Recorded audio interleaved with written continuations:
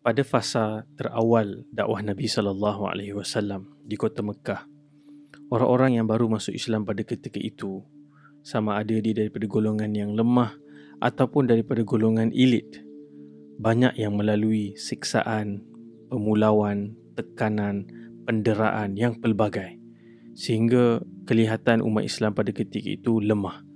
Tidak ada kekuatan untuk melawan balik ataupun mempertahankan kedudukan mereka yang mengucapkan la ilaha illallah Muhammadur Rasulullah. Sehingga satu masa Nabi sallallahu alaihi wasallam berdoa kepada Allah Subhanahu wa taala, Allahumma a'izzal Islam bi ahabbi hadaini rajulaini ilaik.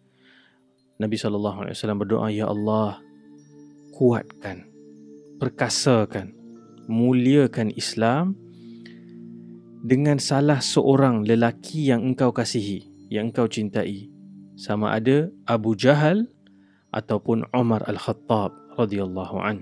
Dan kita pernah cerita pada peringkat awal dulu bagaimana Umar Al-Khattab merupakan salah seorang pembesar ataupun tokoh muda terkemuka Quraisy yang mendera orang-orang Islam, yang menyiksa disebabkan mereka memeluk agama Islam.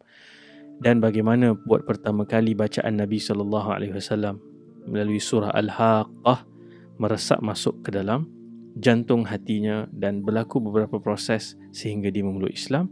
Dan salah satunya adalah disebabkan oleh doa Nabi SAW. Allah memilih Umar yang lebih dikasihi antara dua lelaki yang disebutkan dalam doa ini. Garis bawahi perkataan A'izza, Ain Zai, Iz. Dan kalau kita lihat sejarah Umar Al-Khattab seterusnya setelah dia memeluk Islam, sehingga pada hari dia memeluk Islam itu adalah buat pertama kali orang-orang Islam keluar dan salat berjamaah secara terbuka di hadapan Kaabah. Dan keberadaan Umar menjadi satu booster kepada semangat, keyakinan dan keberanian umat Islam pada ketika itu. Dan Umar Al-Khattab dalam sejarah dikenali dengan keadilan dan kerendahan dirinya yang selalu menisbahkan kekuasaan, kemuliaan dan keperkasaan itu kepada Allah Subhanahu Wa Taala. Kita lihat satu lagi episod dalam kisah Umar Al-Khattab di mana apabila tentera Islam berjaya mengepung dan menawan Baitul Maqdis. Sewaktu itu ia berada di bawah penguasaan kerajaan yang dominannya Kristian. Setelah lebih 4 bulan kota Baitul Maqdis dikepung dan berlaku negotiation yang banyak supaya transisi berlaku secara aman tanpa pertumpahan darah. Ada satu request, permintaan daripada pembesar kota Baitul Maqdis pada ketika itu bahawa mereka ingin serahkan kunci Baitul Maqdis ini direct kepada tangan Amirul Mukminin, Khalifah dan ketua orang-orang mukmin iaitu Umar Al-Khattab yang berada jauh di Madinah. Dan berlaku perbincangan di Madinah sehingga mereka melepaskan Umar Al-Khattab untuk pergi dan mendapatkan kunci Baitul Maqdis sebagai salah satu keberjayaan dan juga perkara yang dikhabarkan oleh Nabi SAW tentang akan dibuka Baitul Maqdis. Dan kita mungkin bayangkan ini satu upacara seremoni yang sangat besar, dia macam royal ceremony, penyerahan kunci, satu kuasa baru masuk dan mengambil alih sebuah kota yang begitu mulia, agung, ternama dalam sejarah ribuan tahun. Tetapi apa yang dilakukan oleh Umar Al-Khattab daripada Madinah, dia hanya pergi seorang diri dengan untanya ditemani oleh seorang pembantu. Kalau kita boleh bayangkan, dia nak pergi ni untuk menerima kunci ataupun ada urusan rasmi mewakili kerajaan. Dia hanya pergi seorang diri, drive dengan driver dia, dan dia deal, sepanjang perjalanan ini aku akan naik unta 50%, engkau akan naik unta 50%. Waktunya ada waktu dia drive, ada waktu driver dia akan drive. Sehinggalah perjalanan itu mereka tempuhi. Bayangkan tak ada bodyguard, tak ada konvoi, tak ada blok jalan, dan Amirul Mukminin Umar Al-Khattab hanya berjalan, mereka berdua merentas padang pasir daripada Madinah sampai ke Baitul Maqdis. Dan apabila mereka sampai betul-betul dekat sempadan nak masuk ke Baitul Maqdis, giliran pada ketika itu yang menunggang unta adalah pembantunya ataupun drivernya itu. Dan driver ni faham Dia kata, wahai Amirul Mukminin, wahai Umar, mereka semua ni tunggu nak sambut engkau. Lebih baik engkau yang duduk di atas unta ni, biar aku yang tarik unta tu. Umar kata, kita dah deal, kita ikut macam mana kita dah deal. Al-izz liman addal amanah. Umar Al-Khattab menyebut kemuliaan adalah bagi orang yang memenuhi amanahnya ataupun patuh kepada janjinya. Dan jangan lupa pada ketika itu Umar Al-Khattab pergi bukan pakai pakaian yang paling mahal, yang paling berjenama, yang ditempah daripada tailors yang paling mahal. Dia pakai baju yang ada 17 tampalan. Dan menambahkan lagi, obviousnya dia itu satu orang pemimpin terbesar dan terpenting di dunia pada ketika itu, tetapi hidupnya sangat sederhana. Adalah tampalan itu obvious sebab Umar Al-Khattab biasanya pada ketika itu orang bila tampal baju koyak mereka pakai kain yang warnanya sama. Tapi Umar Al-Khattab mungkin diminat colour block agaknya. Tampalan itu ada pelbagai warna dan hari ini mungkin nampak macam fashion sikit kan. Tengok baju-baju Melayu pun sekarang dah pelik-pelik dah. Tapi Umar Al-Khattab pada ketika itu satu gambaran yang tak padan dan tak sesuai dengan seorang maharaja, seorang pemimpin terutama di dunia. Jadi apabila masuk ke sempadan Baitul Maqdis, Abu Ubaidah, seorang sahabat Nabi SAW radhiyallahu anhu yang juga dikenali dengan kerendahan dirinya, kemuliaannya, mencadangkan kepada Amirul Mukminin, kerana waktu Umar masuk ke kota Baitul Maqdis, seluruh masyarakat kota Baitul Maqdis berbaris sepanjang jalan. Mereka semua excited nak tengok siapakah dia pemimpin orang-orang beriman yang kami sering dengar namanya, harum namanya, sehingga di bawah kepimpinannya tidak ada kezaliman. Dia sentiasa bersama dengan orang-orang yang lemah. Dan ketika dia masuk dan ingin menerima kunci Baitul Maqdis, malah rakyat yang ada di situ yang tidak pun beragama Islam ternanti-nanti dengan teruja untuk berada di bawah kepimpinan Umar Al-Khattab radhiyallahu an. Dan bila sampai dalam keadaan yang kelihatan begitu sederhana, bahkan di dalam riwayat disebutkan Umar Al-Khattab terjatuh ke dalam satu lopak, menyebabkan dahlah pakaian dia tu ada tampalan jahitan yang banyak. Sekarang pakaian itu sebahagiannya kotor. Jadi Abu Ubaidah radhiyallahu anhu sebut, wahai Amirul Mukminin, kau nak aku sediakan pakaian baru ke? Aku belikan kau helmet, aku belikan kau baju besi supaya kau masuk tu dalam keadaan macam seorang maharaja. Lalu pada ketika itu sekali lagi Umar menyebut perkataan berkaitan dengan izz, tentang kekuasaan, kemuliaan. Dan Umar Khattab sebut, dan ini ungkapan Umar yang sangat masyhur dan terkenal sepanjang zaman, nahnu qaumun a'azzanallahu bil Islam. Kita ini adalah satu kaum yang diberikan kuasa, dimuliakan, diangkat oleh Allah disebabkan Islam. Dan siapapun yang mencari kemuliaan, kuasa dan pengaruh selain daripada cara itu, Allah Subhanahu wa taala akan hinakan dia.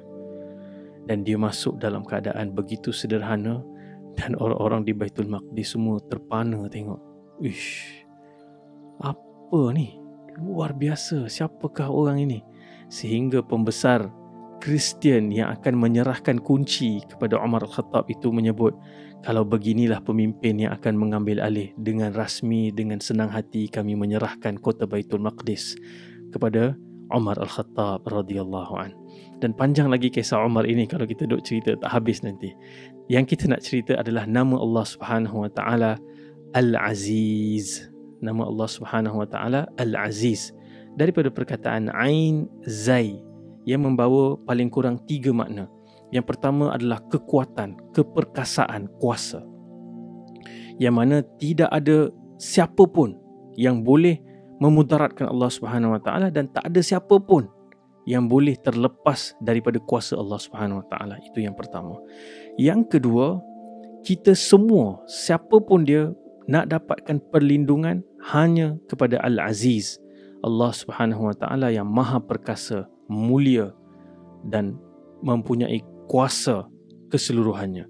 Dan yang ketiga adalah kemuliaan, keagungan, maruah diri, penghormatan juga hanya datang daripada Allah Azza wa Jal, yang dengan nama Al-Aziz, kita juga mendapatkan kehormatan dan kemuliaan diri.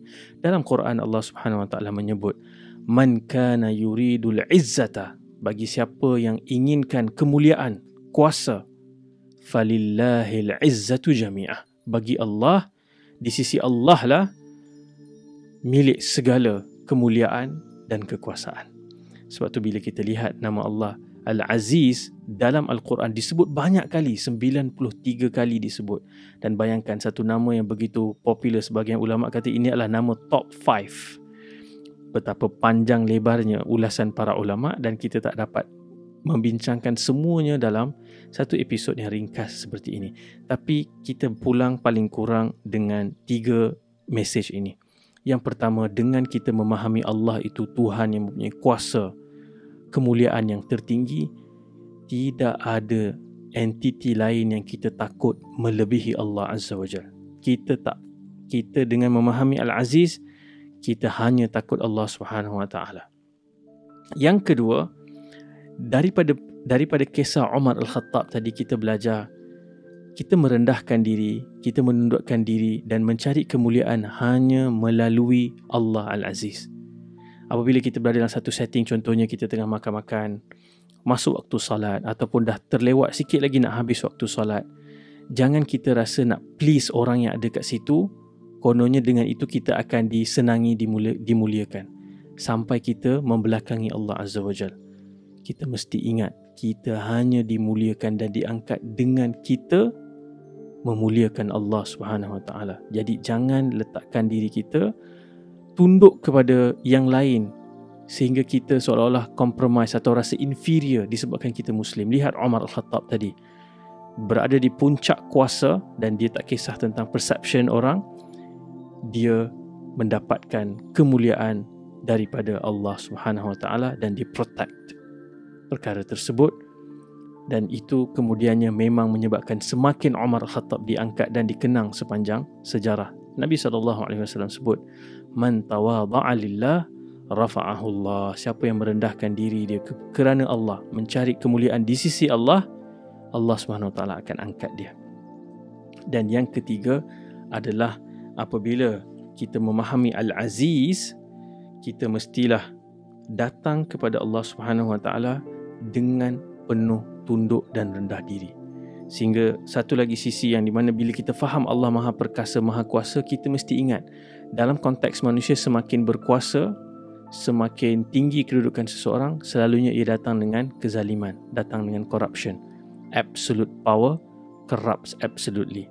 Tapi di sisi Allah Subhanahu Wa Taala, sentiasa nama Allah itu dikaitkan Al-Azizul Hakim, Al-Azizul Ghafur, Al-Azizul Rahim.